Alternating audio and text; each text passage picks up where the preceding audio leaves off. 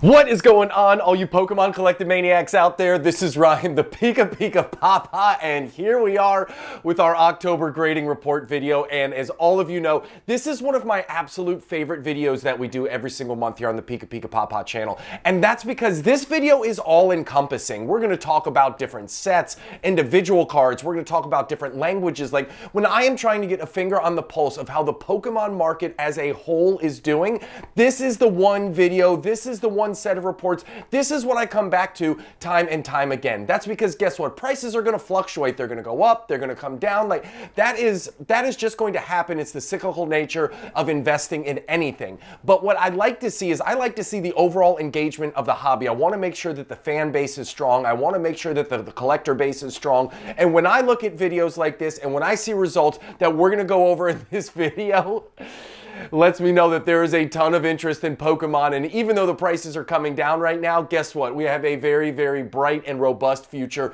ahead of us. So, like I said a minute ago, we're going to be looking at PSA, SGC, CGC, Beckett. We're going to be looking at the actual grading reports from October. So every single month, we're able to look in hindsight and see what these grading companies did or didn't grade and in what velocity they did so. And it is fascinating. We've been doing this every single month ever since this channel came out, and it has been awesome to watch this grow over time. Now, as I said, we do stuff like this all the time, every single month. If this kind of macro level, hobby level data gets you excited, hit that subscribe button. We're building an amazing community, and I would love to have you be a part of it. Like what you see, give us a thumbs up. Questions or comments, drop them down below. And now, let's get into the data. So I always start off with this slide right here, and on the left-hand side, you're going to see the items graded by month. Now, you're going to see there's PSA than everybody else down below. Most of what we're going to talk about in this video is PSA grading trends, simply because PSA gives us the biggest sample size, and it's the best indicator of the overall market. Then in the middle, I thought, hey, let's make sure we give everybody else some opportunity to show their results as well. So we take PSA out, we have everybody else in the middle, and we can graph their grading volume over time.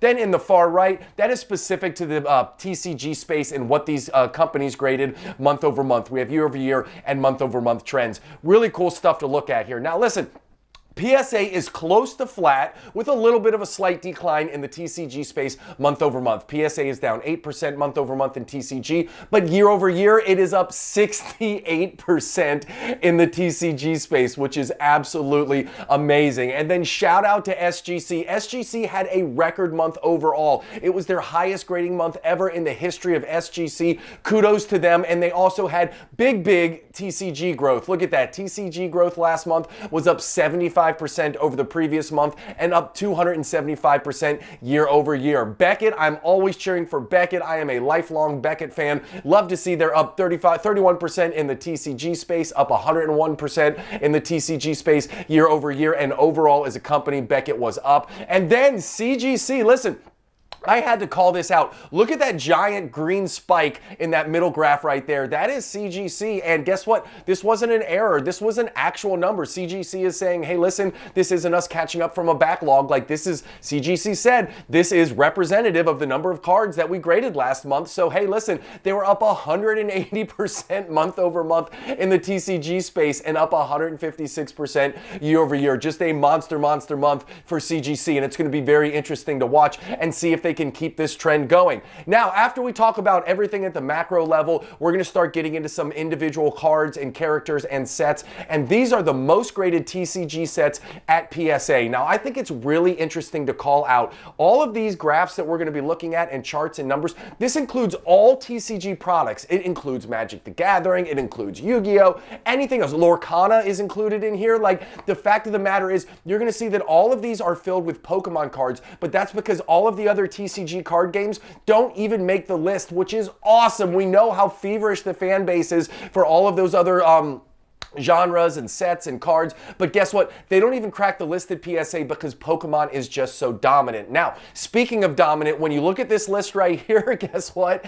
Japanese cards, again, are 8 of the top 10 spots here in the most graded sets. We have seen that historically over the last 4 or 5 months, but what we don't typically see is if you look in that far right column, look how the growth versus September is coming down for all of the sets except for the Japanese 151. That is something we don't typically see. We did a video a couple weeks ago about some general softening in the Japanese market. I feel like the softening there is accelerated compared to the English market. So it was really interesting when I pulled all this data together and I see that these sets are seeing such a double-digit drop month over month in their grading numbers, which was really, really interesting. As I said earlier, really excited to see Japanese 151 take over the top spot. V-Star Universe had been in the #1 spot for 3 previous months. V-Star Universe drops to 2.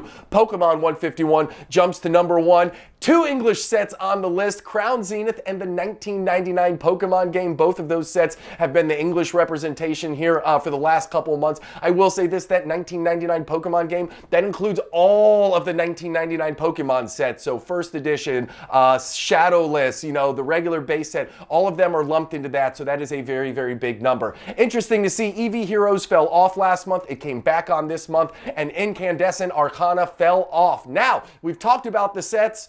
Let's talk about the cards. It is always fascinating to me to see the individual cards that make it on here, and this is the month of the Yu Nagaba sets. I don't think I've ever seen so many cards on the most graded individual card list from one particular set, let alone one particular box like this. Like if you look top to bottom, this graph is almost irrelevant because it's so dominated by one particular card, but it is what it is, and we gotta call it out. So really interesting, 4 months in a row with 0 English cards on this list. But again, look at that growth versus September column. So if you start at the all-time list and you go over 2 more columns, you'll see the growth versus September 2023. We see a lot of red. The other thing that I love about this is that Pikachu art rare from 151 is up here on the list. I absolutely love it. I think it is a undervalued, underloved card here in the English space, but I love the fact that the Japanese version is up here. And then I always call this out because I think it is super fascinating.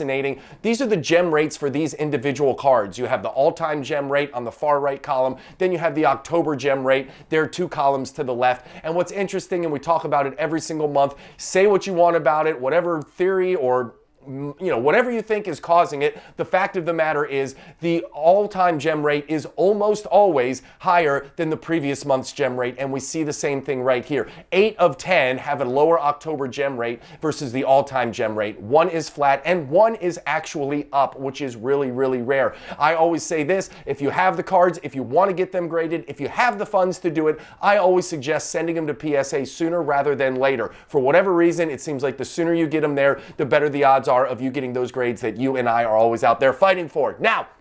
Now that we're past that, we look at the PSA grading activity by category, and this is something I have been charting way back since December when I started doing this video, because I had this theory all those many months, almost a year ago at this point, that the TCG space is going to overtake what I call the big 3 ball sports. So baseball, basketball, football. Those of you who don't know, I started collecting 20 years ago. I was investing heavily in the football card space. I recently, 3 years ago, transitioned from the football card investing space into the TCG space, specifically in Pokemon, and it was because I had this feeling that Pokemon is the next big thing. And it is really interesting to see, even from December up until now, look at how the percentage of TCG cards graded versus those 3 big ball sports has changed. TCG is now right there neck and neck with baseball, basketball, and football. Even with football having a monster month in October, even with TCG falling down 7%, TCG still represents 94.5% of the overall cards graded when you combine those 4 into 1. It is absolutely incredible. And when I talk about the market being strong, when I talk about a bright future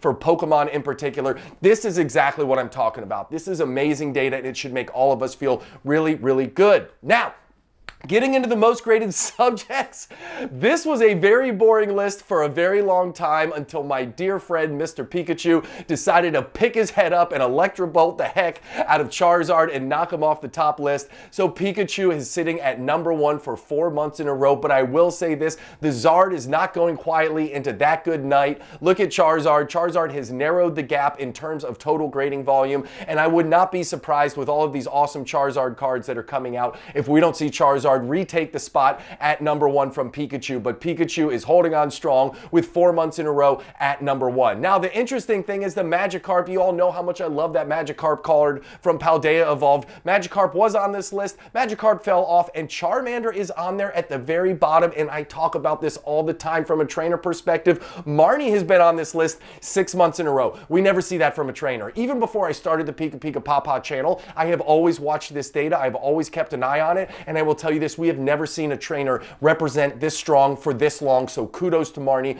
being on here. Now, Zapdos and Blastoise, look at them. We see those two with some gains, despite the fact that a lot of these in month over month are in the red. The Blastoise and the Zapdos are both in black. Both of them have seen an increase in grading volume, and I really think that's because they have some awesome cards in Pokemon 151. So, really interesting to see this most graded subjects list, and I will be interested next month to see if Pikachu and Charizard, where they end up. Are they going to flop? Are they going to stay the same? I absolutely love looking at this list. And the other thing that we have here that's really cool is this is Gem Rate by era. Now, I want everybody to take this with a grain of salt. I included this because there's always a lot of chatter. You know, PSA gives easy 10s, or CGC gives easy 10s, or Beckett, whatever, etc., etc., etc. This is the actual math behind the Gem Rate by era last month by each company. Now, SGC is really hard for us to break out because that includes all balls, that includes ball sports and TCG. But the really nice thing about this for the other three is we do have the comparison. We have the sports broken out versus the TCG. Now, I will say month over month, PSA has been relatively flat. Beckett was pretty consistent, but Beckett actually trended up a couple points, both in the 2020s and in the 2010s in the TCG Gem Rate. So they both went up a little bit. I think their Gem Rate for the 2020s last month was at 73, and in the 2010s last month was at 51. So a couple percentage points up in both of those spaces. Now, CGC had a 63.7% gem rate, and you saw at the beginning of the video how many freaking cards they graded. Absolutely incredible, and that is pretty much flat over month over month. And I always want to call out, as one brilliant subscriber called out many months ago when I was doing this video, they said, hey, listen, you should typically expect Beckett's gem rate to be a little bit higher because a lot of people are black label chasing, and if it falls short of a black label, one would imagine that it is close enough that it should get a gem mint 9.5. So with that being said, this is really cool for us to look at, but as I always caution when you say this, take it with a grain of salt. Don't use gem rates in order to determine where you're going to send your cards. Grade with who you love, grade with who you think gives you the best opportunity for long-term protection and value appreciation. Now, getting into this is the chart that I absolutely love. When I talk about the market being incredibly strong, when I talk about how good we should all feel where we're sitting in our seats today, when we're looking at our favorite Pokemon cards, when we're flipping through our binders or checking out our slabs, like this is the chart that gets me incredibly excited. Look at that trend line. Trended out from January of 2022 all the way to October of 2023, and that is a beautiful upward and to the right trajectory. Now, I will say this, typically last year, September to October was up a little bit, but this year it was slightly down, so that's something to keep at the forefront of our brains. The other thing is last year we saw November and December really spike up, so when we look at this video next month, it'll be interesting to see if these year over year, maybe seasonality trends continue, because that is big information. We want to see if, while the market is starting to turn down a little bit, if the grading trends continue. Are people still grading? Are people still very bullish in the hobby, spending the money to get the cards graded because they think in the long run they're going to be worth even more? So overall, this tells me the market's in a good place. It's continuing to trend on the same trajectory it was even when prices were going high. So I am very excited when I see this chart. And I always end with this one right here because listen, we all want a strong cardboard market. By that, I mean, we want PSA to grade a ton of cards. We want there to be people buying hockey cards and soccer cards and football cards and baseball cards and basketball cards and TCG cards and Pokemon and Yu-Gi-Oh! And everything, because listen, all of these hobbies are absolutely amazing. All of these are intertwined into this great alternative investment class that we are all participating in, whether we know it or not. So what I love about this is PSA had a record month 2 months ago, back in July. It was the most cards they'd ever graded in a single month. Coming off of that month, I was worried. I was like, are they going to fall flat a little bit? Well, they have, but they haven't dropped down. They have been flat. Now, it is really hard to grade over 1.25 million cards in a month. So kudos to PSA for breaking that record and then maintaining flat. Now, Last month's video, I had called out that I had some cards that I felt like were kind of stuck, and I was wondering if there was a little bit of a backlog working through there at PSA. But my June and August submissions are actually done and on their way back. I'm going to do a blind reveal video for one of them here relatively soon with you guys. And July is up in stage 5. I thought it was very weird that my June and my August submissions got done and returned to me at almost the same time, and July is still kind of hanging there. But who knows where it is in the PSA factory. All I know is they're moving through the progress, and I'm excited to have those back. And here's what I want to say too.